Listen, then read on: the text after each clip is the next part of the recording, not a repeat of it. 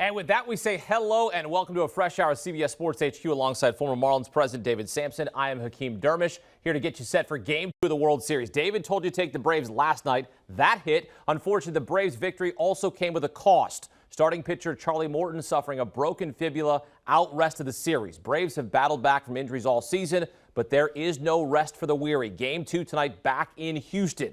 As for Game 1, the Braves set the tone in the very first at bat. Jorge Soler DHing led off the game with a solo homer, becoming the first player in MLB history to lead off Game 1 of the World Series with a home run. Braves then scored in the first 3 innings of the game, becoming the first team to score in each of the first 3 innings in Game 1 of a World Series. After Morton left with the injury, Braves bullpen picked him up, going 6 2/3, allowing 2 earned runs, all added up to a 6-2 victory and a 1-0 series lead.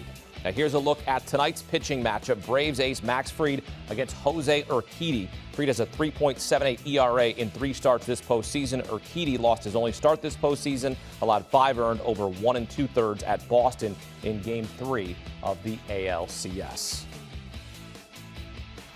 All right, back here with David Samson, helped the Marlins win a World Series in 2003. And let's welcome in former MLB Executive of the Year and CBS Sports baseball insider Jim Bowden, who joins us from Minute Maid Park in Houston. Max Fried takes the ball for the Braves, making his first World Series start, looking to bounce back after giving up 5 earned over 4 2/3 against the Dodgers in the NLCS. Jim, what must Fried establish in the very first inning?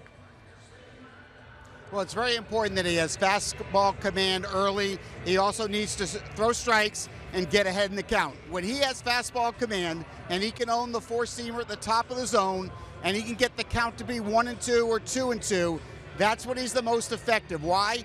Because the curveball is his best pitch. Opponents hit 160 against that pitch. His second best pitch is his changeup.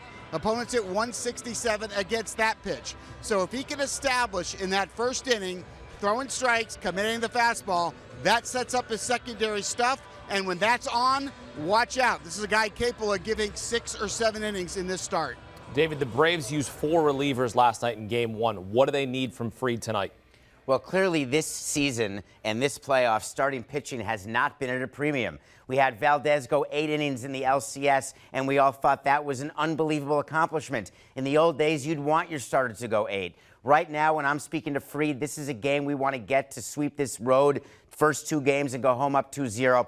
I want to see him into the 6th inning. We had to use our top 3 relievers, 20-plus pitches. And what Jim was saying about establishing his secondary stuff, what Fried needs to focus on is pitch 1, not just making it strike 1, because these Astros have 0 patience. They swing at every first pitch, and Fried has a tendency to nitpick, and the umpire behind the plate does not like the nitpicker.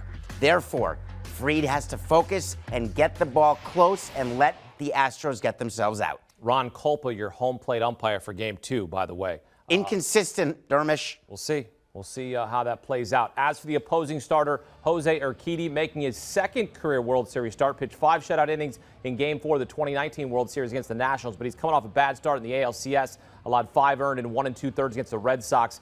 Jim, do you think the moment and what's riding on this game will impact Jose Urquidy tonight? Well, look, I think Jose Urquidy has been on the big stage before, as you mentioned, so I don't think it's going to be a factor. But for him, the biggest key is going to be making sure he can utilize all 4 pitches. You know, the last start against Boston when he got hit, only 2 of his 4 pitches were working, and he's a fly ball pitcher. So when he misses, you're going against the Atlanta lineup where the lineup from top to bottom can hit the ball out of the ballpark, and as a fly ball pitcher, the ball carries pretty well here at Minute Maid Park. So it's very important early on that he establishes all 4 pitches in his repertoire. His changeup is actually his best secondary pitch. That's got to be working for him to have success tonight. I am greatly concerned about him tonight if I'm the Astros, because he's got an amount of pressure that I'm not sure he's willing to deal with. Why? Because the Astros did not win Game 1.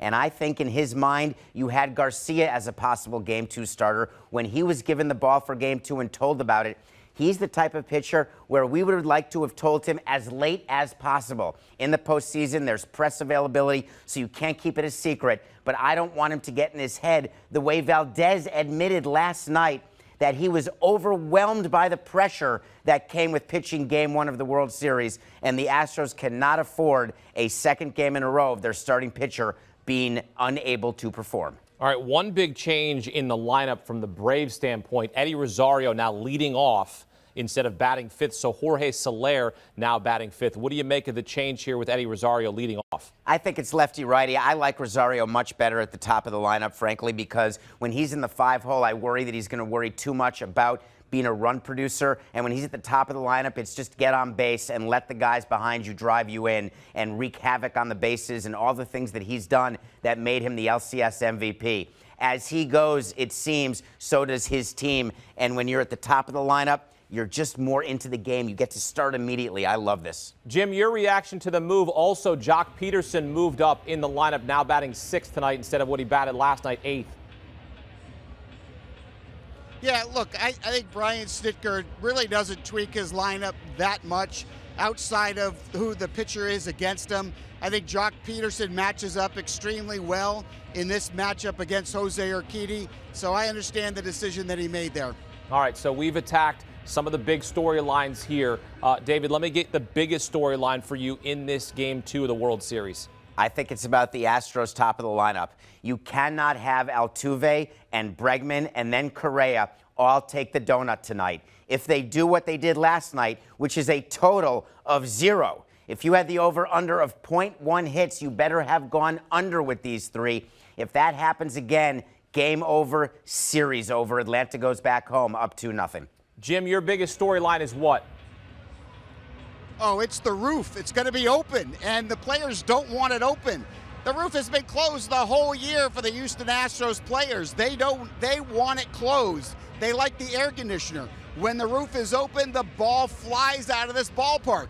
You've got a fly ball pitcher with an Atlanta Brave lineup where everybody can hit 20 home runs, and you're going to have the roof open? That is not a good formula, and that is a huge storyline to start this game. Maybe we make a play on the total, David. Well, I'd like to tell you that MLB is in charge of that. So when you were in the World Series, there is the commissioner and his people, and they'll talk to you about what they want. They take over the in-game entertainment. They take over all of your ads, all of your reads, the first pitch, the anthem, everything. This is clearly an MLB decision that is done in conjunction with the broadcast partner, by the way, who would have an interest in the overhead shot and the way it looks. I actually think the players love when the roof is closed, as Jim said. They do not like when the ball flies. That was the case at New Marlins Park as well. Interesting. Okay, well, let's get your pick for Game 2. David, you were on the Braves last night. They won for you. What do you like tonight? The Braves are doing exactly what they wanted. They had Charlie Morton go in Game 1. They saved their ace for Game 2. Can you sneak out a win in Game 1? Done. Now you come back with Fried in Game 2 with an Astros lineup that's not hot and a Braves lineup that is. Atlanta Braves will win this game and be up 2-0 in about 5.5 hours. Jim, who are you backing in Game 2?